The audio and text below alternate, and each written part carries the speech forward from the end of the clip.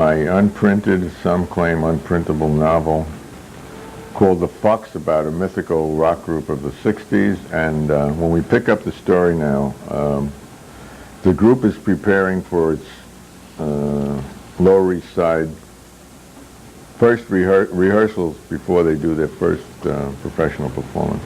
And this is Chapter 2, Part 3 of The Fugs. And the chapter is entitled Calm Yourself, Motherfucker. Part 3. Late that afternoon, Vaslav Telex drifted in with his recorder. 2 hours and a half late for rehearsal. I've been looking all over for Skag, man. And that fucking Harris.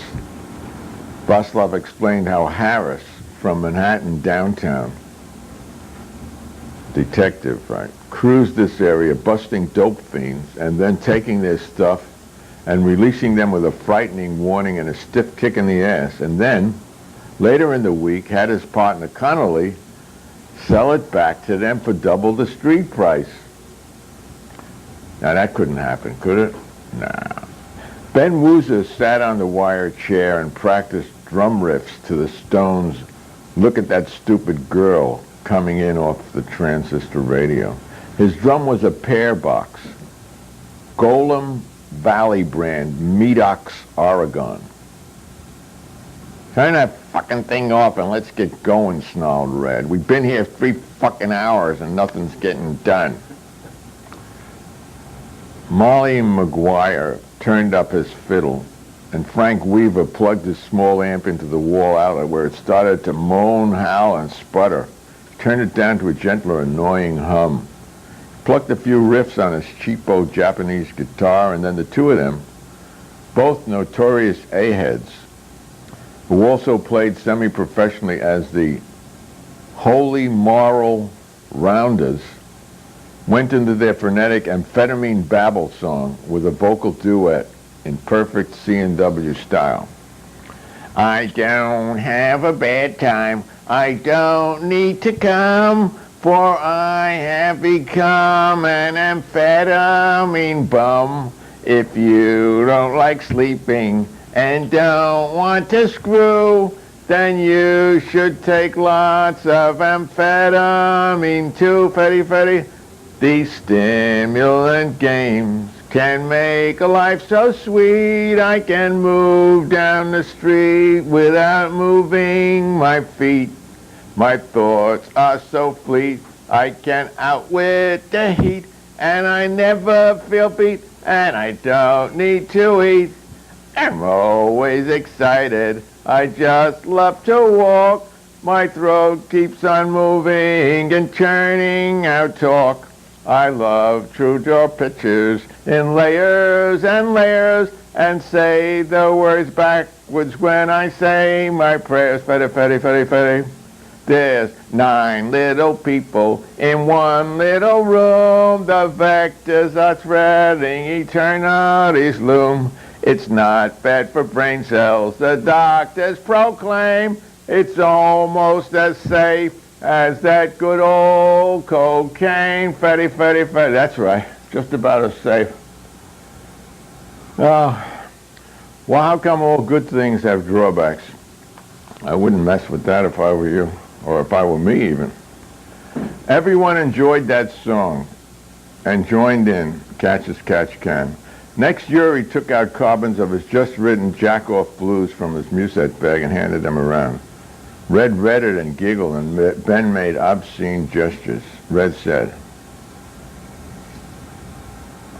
I wrote a theme song. Listen, we got to write more songs, everybody. We're only going to do our own songs, and we've got to build a vast repertoire. We've got to have at least 30 songs before we go on stage. In a thin nasal tenor, Red began,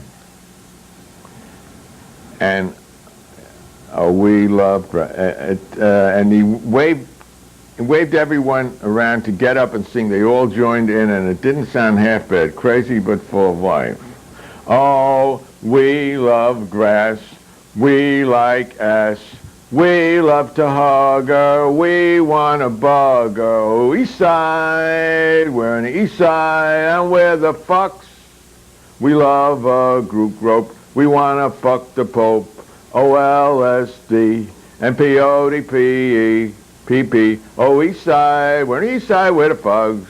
We hate war, limber and steady. We eat pussy, we ain't because we're fussy. Oh, East Side, we're on the East Side, we're the Fucks.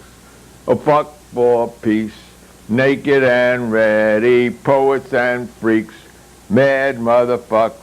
Oh, East Side, we're on the East Side, and we're the Fugs.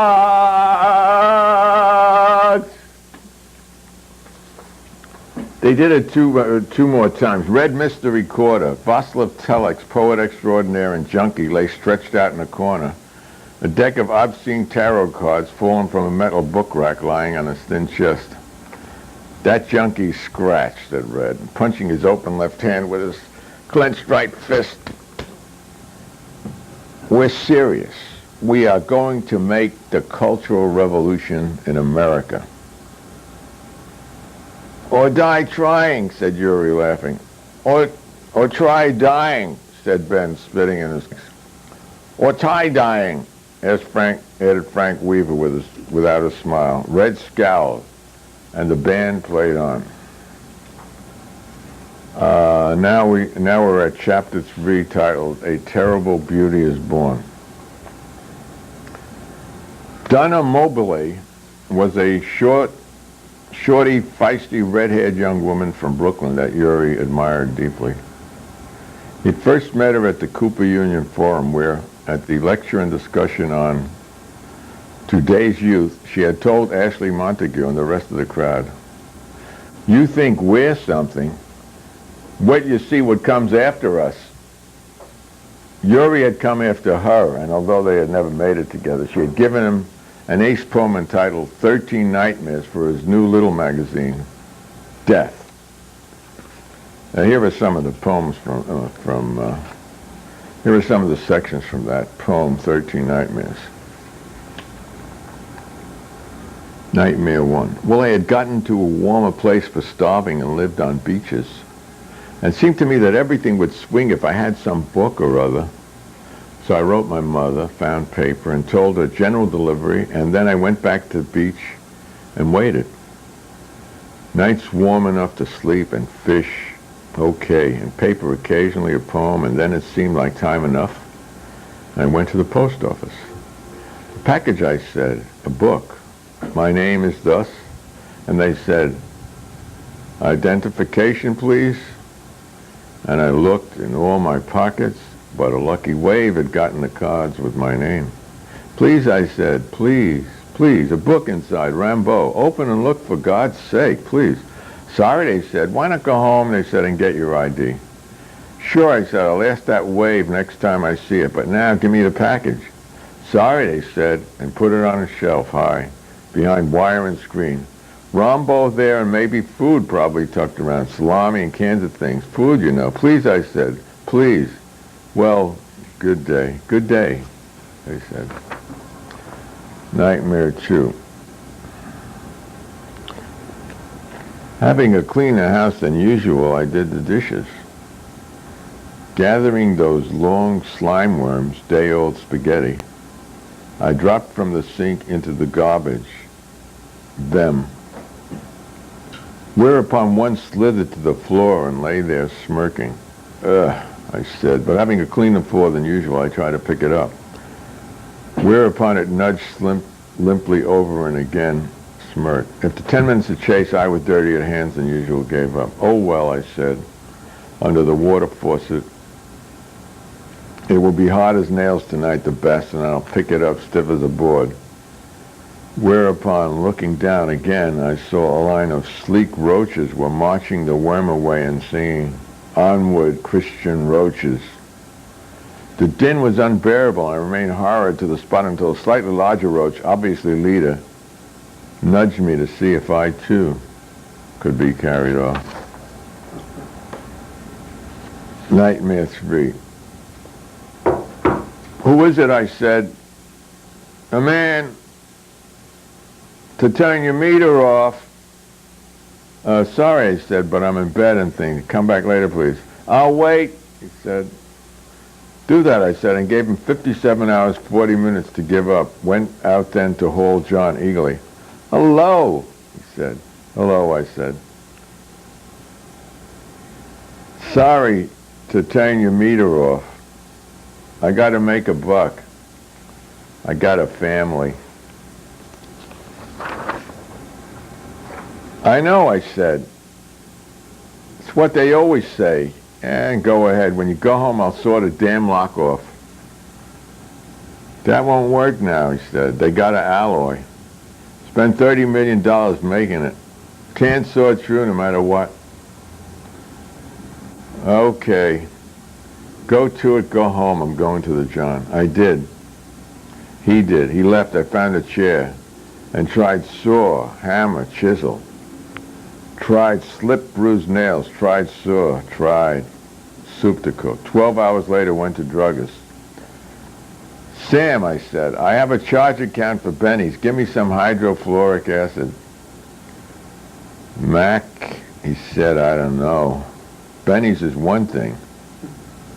Mac, this acid jar is something else. Sam, I got a cook. They locked the meter. Soup, you know, food, you know. Okay, Mac, he said, but take it easy. Drip. Hole. Also in table, floor, maybe downstairs. Don't know, but hole and lock too. Soup. Open, great, wow, but no matches. Joke's on me, the gas on and no matches. I'll let it go. Plenty of gas, I guess I won't eat. Nightmare 6.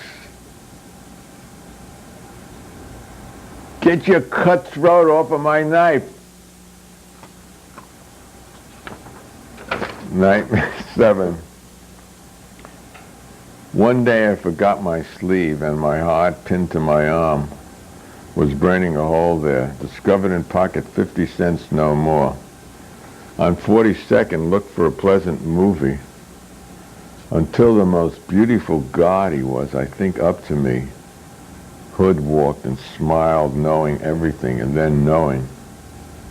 Are you busy? He said, and I laughed because no busy would be busier than seeing him. And he knew it. And he laughed, knowing all, and acknowledging simply, yes, that is so. There is garish and hurt, but not us. And walked all three, him and me, and our hands between, and he had a room where the ceiling danced for me, danced all night, till morning awakened. And yawning with dirty teeth, he said, well, babe, how much do you get? Nightmare 6. Keep moving, said the cop. The park closes at 9. Keep moving, damn it. Goddamn thing, you think you own the park? Not talking, I'm not going no place. We'll see. Send you up for observation. A week of shock will do you good, I bet. And he blew his whistle. Whereupon white car pulled up, white attendants who set about their job without emotion. It wasn't the first time they'd seen a catatonic tree. Nightmare 10. I saw it, man. I read it in one of the goddamn trade journals. Open season on people over 21 in dungarees or ancient sneakers. Men with lipstick. Women with crew cuts. Actors out of work. Poets of all descriptions. Bounty for heads, $10. Junkies and jazz musicians, $5 extra. You can say I'm mad, but that don't mean I'm crazy. Ask any cab driver.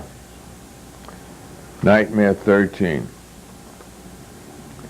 It hurts to be murdered.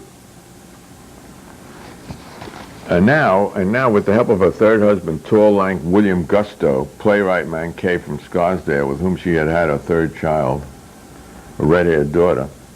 She had had one son each from previous alliances with a famous beat poet and a plumber from Hackensack. All of which children she raised with great energy, success, and joy. She was the envy of half the women on the East Side. And now, with Will's help, she was running semi-successfully The American Poetasters Theater, whose symbol was a gorilla-like Uncle Sam devouring an effete-looking long-haired poet, holding one of his torn arms in his hand with the active end of the poet's penis protruding and dripping blood from his slobbering mouth. The emblem, indeed, had attracted more attention than the plays, and had it not been for Donna's father's connections, he owned 3 funeral parlors in Brooklyn. The underworld and underarm characters who ran the garish Club 69 across the street would have shut, or burned, as Donna would say, her place long ago. There were 2 other off-Broadway houses on the block, giving it, except for the bizarre Club 69, a kind of homey, relaxed atmosphere. Donna invited Yuri and Red to give a guest evening at the American Poetasters Theater, and the group rehearsed well into several nights for the occasion. It was their first appearance on a real stage, and they wanted to be ready. That is, mostly Red did. Yuri believed in spontaneity and wanted to hold the words to the songs in his hand until he memorized them. He claimed this was, quote, more natural. Since Yuri had a bad memory, Red figured this would take several years, and at each rehearsal told him he looked like a real putz standing up there with a sheet of paper in his hand. Ben said he didn't care one way or the other, but since he didn't like rehearsals, came in on Yuri's side. Frank and Molly just learned entire songs at one rehearsal. Yuri told Red not to worry, he had something worked out.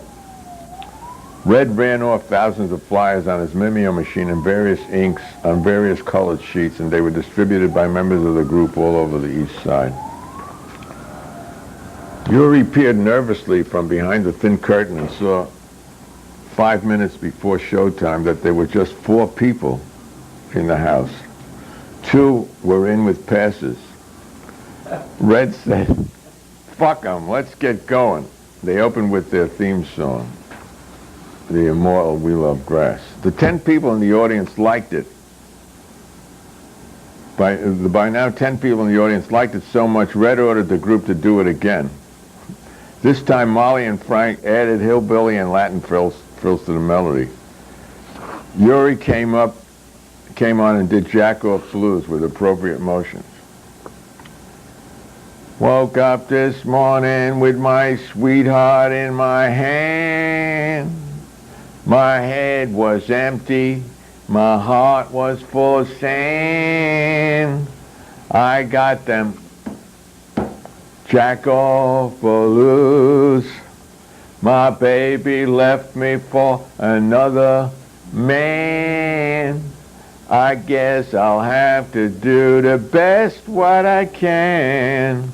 I got them jack-off blues.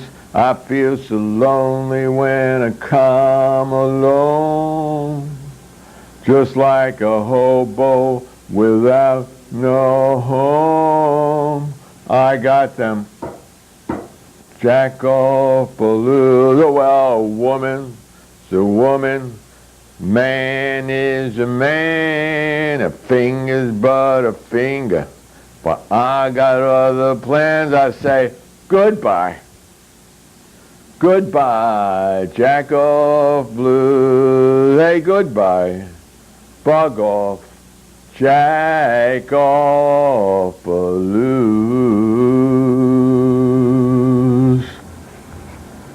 I guess, this song had a great influence on the president, But it's always good to have some reserve in your pocket. I still know people who are whacking off at my age. Some of them I know very intimately. This song went over well also, even though he held a word sheet in his hand and had to jerk off with one hand. He made a mental note to drop the sheet during his next performance and use both hands, but then he remembered that he only really needed one hand to jack off, and that it would add verisimilitude to the operation if he did it holding the sheet. He could pretend it was a Playboy, or maybe actually paste the word sheet in a Playboy and pretend he was looking at a hot cunt or tits and ass while he did it. Red did Coca-Cola douche. Let's see, I wonder if we should sing that now. How much time we got? Got about 9 minutes, 8.5 minutes. Well, let's see if I can find it quickly.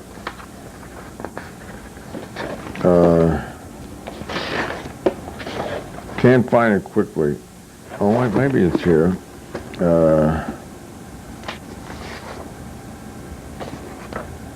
Not here. I will do it some other time. You know how it goes. Let's see. My baby ain't got no money, but a pussy it'll taste like a honey. 'Cause she makes her that Coca-Cola douche. It goes on and on. It gets worse. Fizzes and she fuzzes. What? She fizzes and she fuzzes. Oh yeah, she fizzes and she fuzzes. Yeah. Pepsi-Cola got very jealous of that song. They wanted to pay us some money to change it to Pepsi-Cola douche, but Michael Jackson went selling the rights.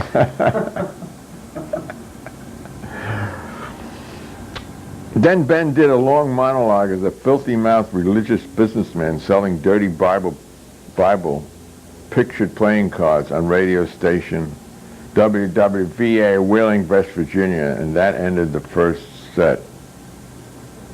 I think he used to do one that went that was the Virgin Mary, I think, getting on a long ladder to give Goliath a blowjob. Remember that one? There was a mild spattering of applause from the 12 members of the audience, and Red, retiring to their, quotes, dressing room, actually the steps off the backstage for the intermission, alternately biting his nails and smashing his fist into his palm, says, "We gotta get a manager." A soft, red-lipped, raven-haired, rather chubby woman came backstage, and Yuri told her how the group got started and made a date to meet her after the show. Donna came back. Oh, here's the Coca-Cola douche. Well, we'll do that. We better do that, I think. How much time did you say we have? 7 minutes. All right, let's see. Here's the complete. 6.5. My baby ain't got no money, but a snatch it'll taste like a honey. 'Cause she makes her that Coca-Cola douche. My baby, she fizzes and she fuzzes, and a pussy it snaps like a turtle. 'Cause she makes that a Coca-Cola douche. My baby, she humps like a wildcat. Her pelvis got the caffeine shakes. 'Cause she makes her that Coca-Cola douche. My baby is a straight from a heaven. My baby you can sip with a straw. My baby sends me out for some ice cream. She said, "Come on down for an ice cream soda. I just had that Coca-Cola douche." I don't know about that. Too much sugar. Maybe Diet Coke would be better.